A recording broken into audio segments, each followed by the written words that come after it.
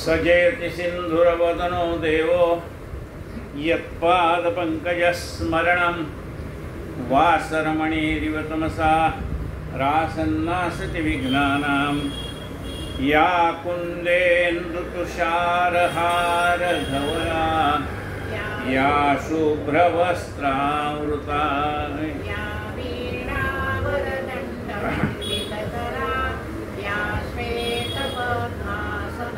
या ब्रह्माच्युतशङ्कर प्रभृतिभिर्देवैः सदा वन्दिता सा मां पातु सरस्वती भगवती निःशेषदाढ्यापहा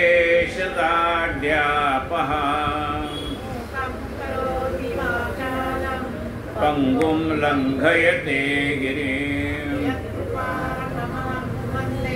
परमानन्दमाधवम् नरं चैव नरोत्तमं ततो जयमुदीरये कंसचाणूरमर्दनं कृष्णं वन्दे जगद्गुरुं गुरुर्देवो महेश्वरः तस्मै श्री गुरवे नमः। श्रोता वक्ता श्रीराम समर्थ। जय जय रघुवीर समर्थ। काल विचार करत होतो मी की 26 तारीख काल झाली आणि 1 तारखेला आपण प्रवचनाला सुरुवात केली, म्हणजे 26 प्रवचन व्हायला पाहिजे आणि तिथं तर 23च प्रवचन दिसत आहे। मग 3 प्रवचन कुठे गेली?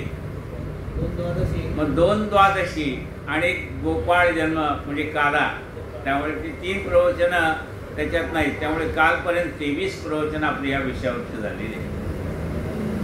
श्री समर्थ रामदास स्वामी कृत मनाचे श्लोक या विषयावर आपण यथाशक्ती चिंतन करतो। कालचा श्लोक होता 117वा। शुकासारिके पूर्ण वैराग्य जाचे वसिष्ठा परिज्ञान योगेश्वराचे कवी वाल्मिका सारिखा मान्य ऐसा नमस्कार माझा सद्गुरु रामदासा। जय जय रघुवीर समर्थ।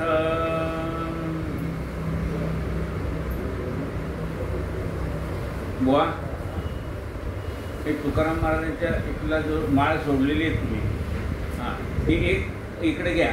हां 2 हां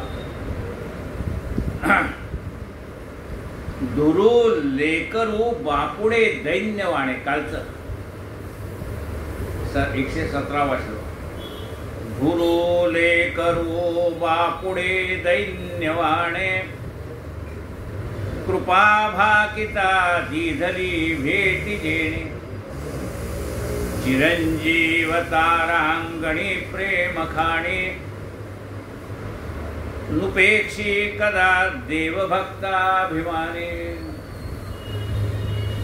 मनाने विचारलं समर्थाला, अहो प्रल्हादावर कृपा केली म्हणजे काय? तो राजाचा मुलगा होता ना, म्हणजे प्रल्हादावर कृपा केली खरं। ध्रुव बाळाची कथा सांगितली, तो पण म्हणले राजपुत्रच, म्हणजे तोही राजपुत्रच आहे। दोघांनी भक्ती करूनच देव मिळवलाय। मग एखादं उदाहरण असं नाही का म्हणजे गरीब आहे त्याच्यावर मदत केली म्हणजे आहे की कोण आहे? उपमन्यू आहे। त्या उपमन्यूला भगवंताने, तो गरीब आहे किती, त्याला साधं दूध पण प्यायला मिळत नाही, म्हणजे अत्यंत गरीबातला गरीब असलेला त्याच्यावर कृपा केली। सुदाम्यावर कृपा केली भगवंताने। ऋण करी मुठभर पोहे त्याच्या व्याजात हेममय नगरी। मुदलात मुक्ती देणे ऐशी कुण्या सावकाराची रीती. कुठला सावकार असा देईल म्हणजे मुठभर पोहे दिले आणि सुवर्ण नगरी द्या. कुठला तो सावकार धामतृप्तीने आपल्याकडनं वसूल करतो. व्याज द्या म्हणतो नुसतं, मुद्दल राहू द्या म्हणजे मुदल्याच्या कितीच्या पटीने व्याज जातं आपलं. पण हा सावकार म्हणजे वेगळाच आहे, एवढंच घेतो आणि एवढं देतो. त्या उपमन्यूवर कृपा केली, त्या सुदाम्यावर कृपा केली. परमात्मा असा आहे, तो आपला भक्त श्रीमंत आहे का गरीब आहे याचा विचार करत नाही. तो विचार करतो ह्याचा भाव किती शुद्ध आहे. म्हणून म्हणा, तुला माझे जे सारखा वारंवार तुझ्या डोक्याशीच बसलोय मी, सारखं तुला सांगतोय की तुझा भाव शुद्ध झाल्याशिवाय तू देव भेटणार. म्हणजे फक्त काय माणसावरच देवाने कृपा केली का असं नाही म्हणले. मनाला ते सांगतात असं नाही. अरे एखादा प्राणी आहे, त्याने जरी हाक मारली तर देव धावत जातो. म्हणजे त्या प्राण्याला तर वाचा नाही, त्यांनी कधी हाक मारायची आणि देव कधी धावत जायचा. सांगतो म्हणले तुला. गजेंद्रो महासंकटी वाट पाहे, तया कारणे श्रीहरी धावत आहे. उडी घातले जाहला जीवदानी, नुपेक्षी कदा देव भक्ताभिमानी. अरे म्हणजे गजेंद्र नावाचा एक हत्ती होता, म्हणजे हत्तीचा राजा असतो म्हणून त्याला गजेंद्र म्हणलंय. हा आपल्या कुटुंबात रमणारा होता आणि त्या हातकडीची अवजड वेळी प्रियो ज्याची त्याला असंच त्याचं पण होतं. आणि एकदा कुटुंबासह जलक्रीडा करायला निघाला होता. हत्तीला जलक्रीडेचा आनंद असतो. निघाला होता, पण नेमका मगरीने त्याचा पाय पकडला आणि पाय पकडल्याबरोबर काय झालं म्हणजे मग त्याच्या नातेवाईकांनी काही त्याला मदत केली नाही का म्हणू दे आपल्याला काय करायचं, आपल्याला इष्टीत मिळाली बाकी काही करू असं नाही म्हणले. त्याने मदत केली की कोणी त्या हत्तीचा पाय धरतंय, कोणी त्याचं शेपूट धरतंय, कोणी काय धरतंय, त्याला त्या मगरीच्या तावडीतनं सोडवण्याचा प्रयत्न केला. वाऱ्यावर सोडलं नाही, नातेवाईकांनी त्याला मदतच केली.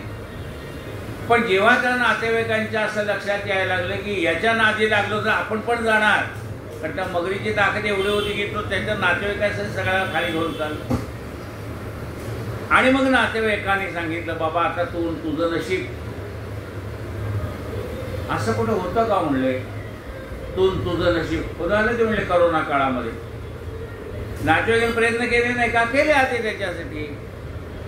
पण जेव्हा अशी वेळ आली की आता नातेवाईक सुद्धा मदत करू शकत नाही, त्यावेळेला तो एकटाच आतमध्ये. तसं या गजेंद्राचं झालं. सगळ्यांनी त्याचं सहकार्य करायचं सोडलं आणि मग गजेंद्र म्हणतो. आता बघा गजेंद्राला एवढे संस्कार कुठून आले. त्या रानामध्ये फिरत असताना ऋषींचे आश्रम होते. रोज त्याच्या कानावरती वेदाचा ध्वनी यायचा. ऋषींची चर्चा चाललेली, वेदावर चर्चा चाललेली त्यांनी ऐकायची. गेल्या जन्मातले संस्कार होते. आता त्याच्या कर्माप्रमाणे त्याला हत्तीचं जीवन मिळालं. जसं आपण 184 मिळतो तसं हत्तीचं आयुष्य त्याला मिळालं. पण जुने संस्कार त्याच्या मनावरती कायम होते, पण बोलता येत नव्हतं. मग तो हत्ती मनातल्या मनात म्हणतोय, परमेश्वरा तू सगुण आहेस का निर्गुण आहेस मला माहित. माझी काही एवढी उपासना नाही की मी तुला हाक मारली तू लगेच धावत यावा, एवढे माझ्याकडे नाही. आवाहनं न जानामि तवर्चनम पूजांचैव न जानामि क्षम्यतां परमेश्वर. देवा मला मंत्र येत नाही. मंत्रहीनम क्रियाहीनम भक्तिहीनम सुरेश्वर यत् पूजितं तुमया देव परिपूर्णं तदस्तु मे. हे इथलं जे कमळ आहे ना देवा, हे मी तुला अर्पण करतोय. तू जिथं असशील तिथं तुला ते प्राप्त हो. म्हणून त्याने ते गळ्यातलं कमळ उचललं आणि वरती आकाशात फेकलं. मग भगवंत गरुडावरी बैसून माझा कैवारी आला. परमात्मा प्रगट झाले, गरुडावर बसून आले. ते त्यांनी वरती फेकलेलं फूल खाली जमिनीवर येऊन पडायच्या परमात्मा त्या ठिकाणी प्रगट झाला. त्या नकराचाही वध केला आणि हत्तीलाही त्याने मोक्ष प्राप्त करून दिला. मग जर तो मुक्या प्राण्याला मोक्ष प्राप्त करून देतोय, तुला काय फुकाचे मुखी बोलता काय वेचे. अरे तुला नुसतं देवाचं नाव घ्यायला काय जड जात आहे. तो मुका प्राणी असून त्याच्यामध्ये त्याला देव धावून आला. गजेंद्रो महासंकटी वाट पाहे, तया कारणे श्रीहरी धावत आहे. उडी घातली जाहला जीवदानी, त्याला जीवनदान दिलं भगवंताने. उडी घातली जाहला जीवदानी, नुपेक्षी कदा देवभक्ताभिमानी. देवाला भक्ताचा अभिमान आहे, तो कधी भक्ताची उपेक्षा करत नाही. पण म्हणले देवा आयुष्यभर नाव नाही घेतलं आणि तुम्ही म्हणता शेवटी का होईना पण देवाचं नाव तोंडात आलं पाहिजे. मग आयुष्यभर न करून सुद्धा शेवटी नाव आलं तरी मोक्ष मिळतो का? मिळतो की. देव म्हणतो कधी का होईना पण माझी आठवण कर बाबा. म्हणजे हा मनुष्य देह जायच्या आधी कधी का होईना तुला असं वाटेल ना, आता भजन रहित रामा सर्वही जन्म गेला, स्वजन जन धनाचा व्यर्थ म्या स्वार्थ केला. रघुपती मती माझी आपुलीसी करावी, सकळ त्यज निभावे कास तुझी धरावी. विषय जनित सुखे सौख्य होणार नाही. या विषय जनित सुखाने सौख्य होत नाही आता मला कळलं. म्हणून जेव्हा मित्र काय करू, या प्रपंचाची कामं करता करता मी तुझं नाव घ्यायचं विसरले. भजन रहित रामा सर्वही जन्म गेला, स्वजन जन धनाचा व्यर्थ म्या स्वार्थ केला. रघुपती मती माझी आपुलीसी करावी. देवा आता तरी माझं मन तुझ्या जने स्थिर राहू दे. म्हणजे मग एखादं उदाहरण तर सांगा. मन काय म्हणतं समर्थाला, एखाद्या माणसाने शेवटी नाव घेतलं आणि त्याचा उद्धार झाला असं एखादं उदाहरण आहे का? समर्थ म्हणाले आहे. अजामेळ पापी तया अंतारा, कृपाळूपणे तो जनी मुक्त केला. अनाथासी आधार हा चक्रपाणी, नुपेक्षी कदा देवभक्ताभिमानी. अजामेळ पापी तया अंतारा. अजामेळ होता, आयुष्यभर पाप केली होती, देवाचं नावच नाही.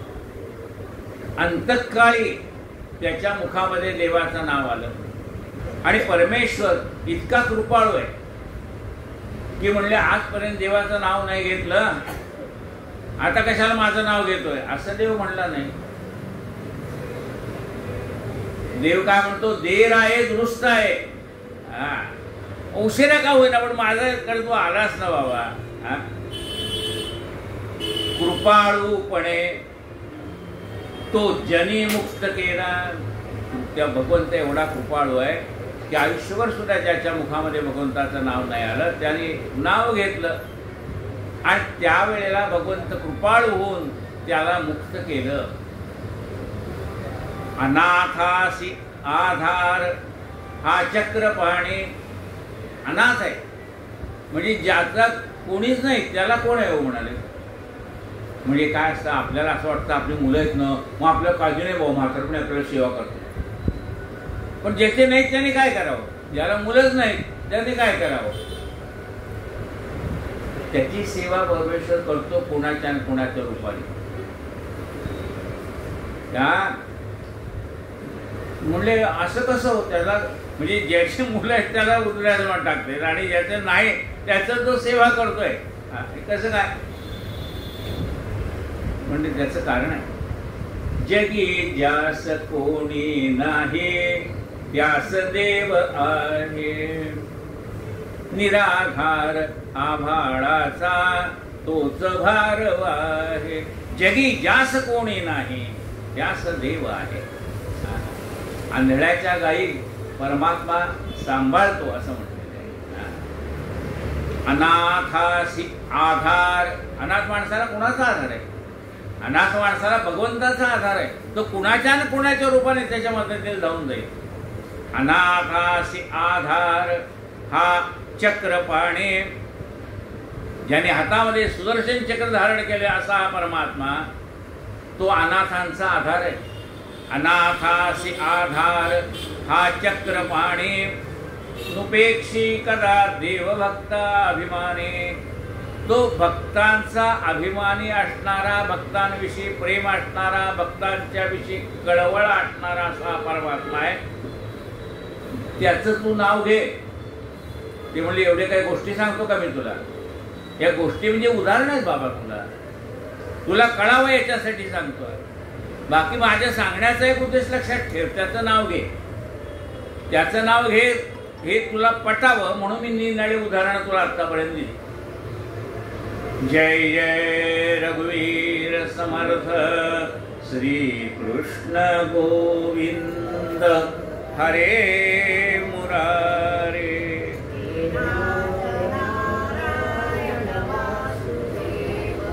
हे नाथ नारायण वासुदेव.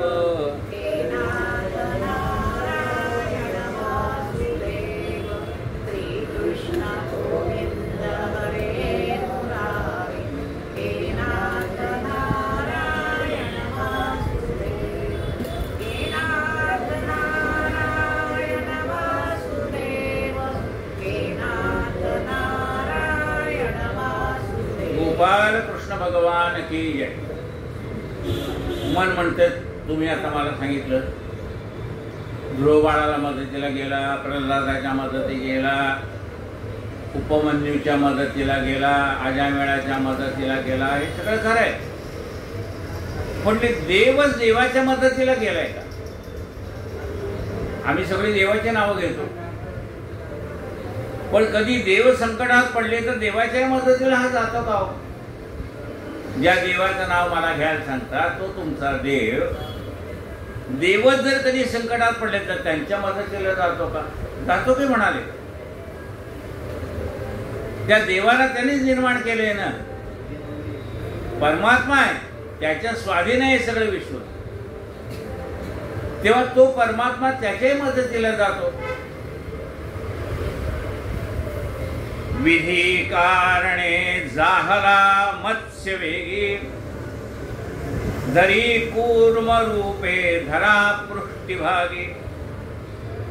जनारक्षणा कारणे नीच योनी, नुपेक्षी कदा देव भक्ताभिमानी. ब्रह्मदेवाला वेद पढायचे, वेद वाचायचे आणि सृष्टी निर्माण करायची असं ब्रह्मदेवाचं काम. कारण ज्या वेळेला भगवंताने सांगितलं, तो ब्रह्मदेव नाभी कमलातून निघालाय ना महाविष्णूच्या, तर त्याला शब्द ऐकायला आले, सृष्टी निर्माण कर. सृष्टी निर्माण कर म्हणल्यानंतर त्याला काय कळलं ना सृष्टी कशी निर्माण करायची. इकडे बघतोय तिकडे बघतोय, कोणीच नाही समोर. कोण म्हणतंय मला सृष्टी निर्माण करा म्हणून? तेव्हा त्या ज्या कमलातना तो उत्पन्न झाला होता, त्या कमलात वरपासून भगवंताच्या नाभी कमलापर्यंत 100 चक्रा मारल्या, पण कुठून आवाज येतो त्याला कळेल. मग शेवटी हात जोडले, बाबा जी कोणती शक्ती मला तू हे विश्वरचनेचं काम कर म्हणून सांगते, ते तर कोण आहे मला माहित नाही. मग भगवंत ते हंस रूपाने त्या ब्रह्मदेवाला वेद सांगितले. ते वेद शब्दबद्ध झाले. मग त्या वेदात जसं सांगितलंय तसं तो सृष्टी रचनेचं काम करायला लागला ब्रह्मदेव. पण आपल्याला सुद्धा बघा काही वेळेला डुलकी लागते का नाही? म्हणजे कधी लागते? कथा ऐकता ऐकतं डुलकी लागली. हां, मग म्हणले काही वेळेला आपल्याला डुलकी लागते. हां, तशी ब्रह्मदेवाला डुलकी लागली. डुलकी लागल्यावर काय झालं? त्या असुराने त्याच्या हातातले वेद पळून गेले. त्या असुराचं नाव काय? शंकासूर. त्या शंकासुराने ब्रह्मदेवाच्या हातातले वेद पळून गेले. आता भगवंताची त्या ब्रह्मदेवाची पंचायत झाली. आता वेदच नाही माझ्या हातात, मी कशी काय सृष्टी निर्माण करू, काय करू याच्या विचारात आहे. शेवटी पुन्हा हात जोडले. हे अचिंत्य जगतात्मया, अचिंत्य जगता प्रती कृती तुझी न कोणा कळे. हे अचिंत्य जगता प्रती, हे परमात्मा तू अचिंत्य, तुझं कृती कशी आम्हाला कळत नाही, तेव्हा तू आम्हाला बुद्धी दे. ह्या वेद पळून गेले बघा, त्याच्यापासून आमचं रक्षण कर. वेद मला परत आणून दे, तर मी माझं काम करेन. म्हणजे एखाद्याचा आपला मोबाईल हरवला की कसं होतंय, ते वेद राहू द्या. आपला मोबाईल हरवला तर सगळं म्हणलं सगळेच गेलं की, आमचे नंबर गेले, बँकेचे आडे, हे सगळं गेलं. आता जर आपल्या हातातला मोबाईल हरवला तर आपण बेचैन होतो, त्याचे तर वेदच हरवले. मग भगवंताने कच्छावतार धारण केला. पृथ्वी रसातळात चालली होती ती त्याने आपल्या पाठीवर धारण केली आणि मग त्या शंकासुराचा वध केला आणि त्याच्या हातातले वेद घेऊन पुन्हा त्या ब्रह्मदेवाला परत केले आणि मग ब्रह्मदेवाने पुढे सृष्टीचं काम सुरू केलं. अजामेळ पापी तया अंत आला. आपण आता काय म्हणतो, सायबर अटॅक झाला. त्यामुळे एखाद्या कंपनीवर सायबर अटॅक केला ना, त्या कंपनीचं कामच ठप्प होऊन जातं. मग ज्याने तो सायबर अटॅक केलाय त्याला काहीतरी खंडणी दिल्याशिवाय तो म्हणतो याचा तुम्हाला मोकळं करणार नाही. म्हणजे आताच्या भाषेत सांगायचं झालं तर हे आहे. तसा तो सायबर अटॅक समजा त्याच्यावरचा काय, तो भगवंताने बरोबर त्याला अटॅक करणाऱ्याला ओळखून काढलं, त्याचा वध केला. कारण म्हणजे आज ह्याला नुसती खंडणी देऊन भागणार नाही, हा उद्या दुसऱ्याला खंडणी मागेल. वधच केला भगवंताने त्याचा. विधी कारणे जाहला मत्स्यवेगी, दरी कूर्म रूपे धरा पृष्ठभागी, जना का रक्षणा कारणे नीच योनी, नुपेक्षी कदा देवभक्ताभिमाने. कुठल्याही योनीमध्ये भगवंत अवतार घेतो. मत्स्य अवतार आहे, कच्छ अवतार आहे, वराह अवतार आहे. तो ते कुठल्या प्राण्याचं शरीर आपण धारण करतो याचा विचार करत नाही. पृथ्वी रसातळात झाली हिरण्याक्षाने, त्यावेळेस भगवंताने वराह अवतार धारण करून पृथ्वीवरती काढली होती. त्यामुळे आपण कोणतं रूप घ्यावं, लोक ह्याला काय म्हणतील याचा तो विचार करत नाही. मुख्य आपलं कार्य काय आहे, भक्तांचं रक्षण करणं. त्याच्यासाठी वाटेल त्या नीच योनीचा पण आश्रय तो देतो परमात्मा. विधी कारणे जाहला मत्स्यवेगी, दरी कूर्म रूपे धरा पृष्ठभागी, जना कारणे जना रक्षणा कारणे नीच योनी, नुपेक्षी कदा देवभक्ताभिमाने.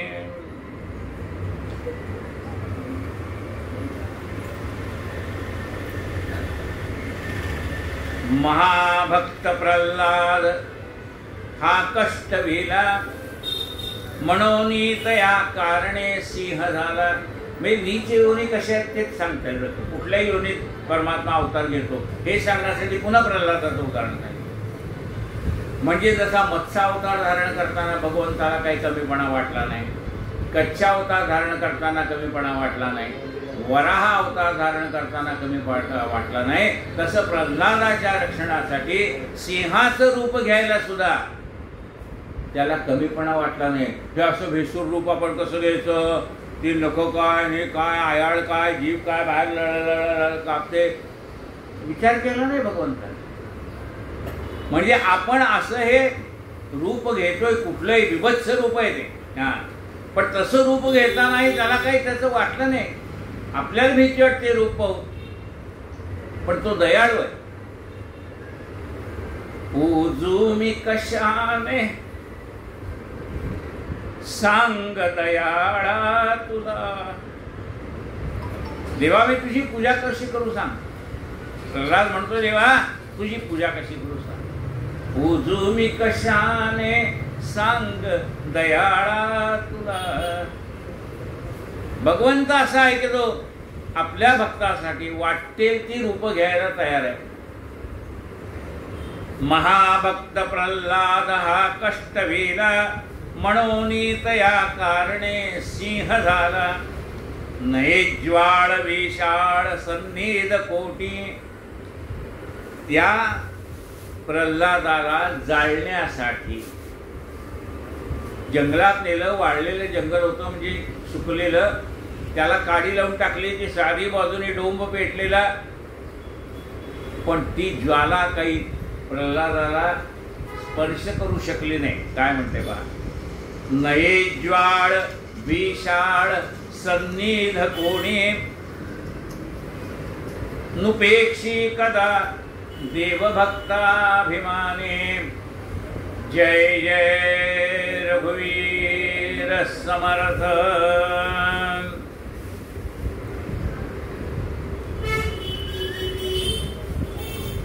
चार श्लोक झाले. राहिलेला कथाभाग उद्या. उद्या काय आहे. ऋषीपंचमी. महाराजांचं निर्वाण दिन आहे. त्यामुळे सकाळी 7:30 ते 9:30 श्रींच्या पादुकांचं पूजन होईल. त्यानंतर 10:30 ते 11:30 या वेळामध्ये 19 गजानन विजय ग्रंथातल्या 19व्या अध्यायाचं वाचन होईल. त्यानंतर नैवेद्य आरती होईल आणि आरती झाल्यानंतर दुपारी 12 ते रात्री 9:30 पर्यंत पंचखाद्य या प्रसादाचं वाटप होणार आहे. उद्या दोन्ही वेळेला जेवण नाहीत. आपण उत्सव म्हणले की जेवण असतात. पण आता काय माहिती का 1.5 दिवसाचा उत्सव गणपती असल्यामुळे प्रत्येकाच्या घरीच गणपती. आपण इथं जर जेवण ठेवलं तर कोण येणार आहे जेवायला. आणि म्हणून पंचखाद्यात आणि स्त्रियांना सुद्धा उपवास असतो. त्यामुळे त्यांना पंचखाद्याचा प्रसाद हा कॉमन कुणालाही चालतो. म्हणून आपण त्या दिवशी पंचखाद्याचा प्रसाद ठेवतोय. तर उद्या त्या आहेत. उद्या पुन्हा गुरुवारची उपासना आहे.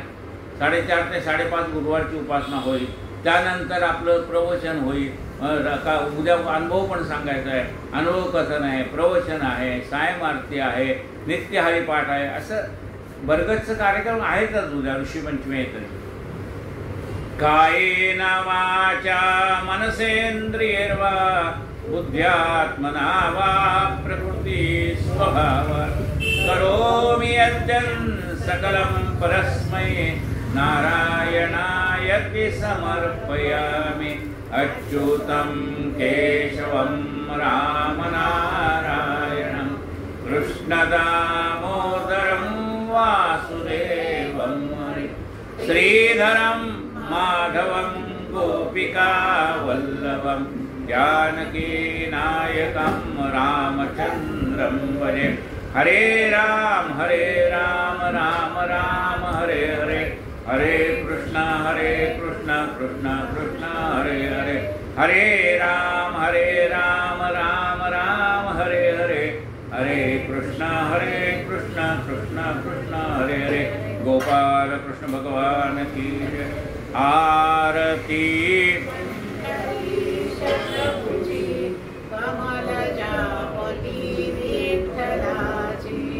ठेविले सावळे गळ्यामध्ये खुले त्यावरी लाजला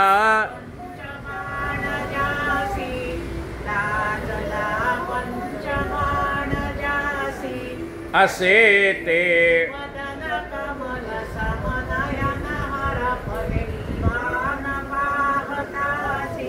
उभी आरती.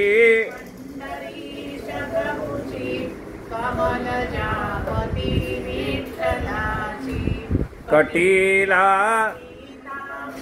कस्तुरी मितीना दर्शना जल्लरी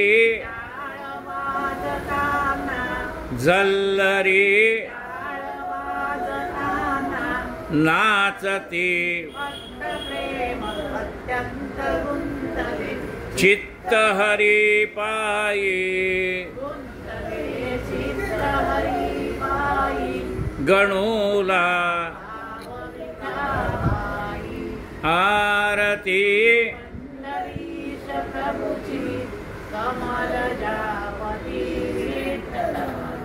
सद्गुरु गजानन महाराज की जय। संत तुकाराम महाराज की जय। जय जय रघुवीर समर्थ।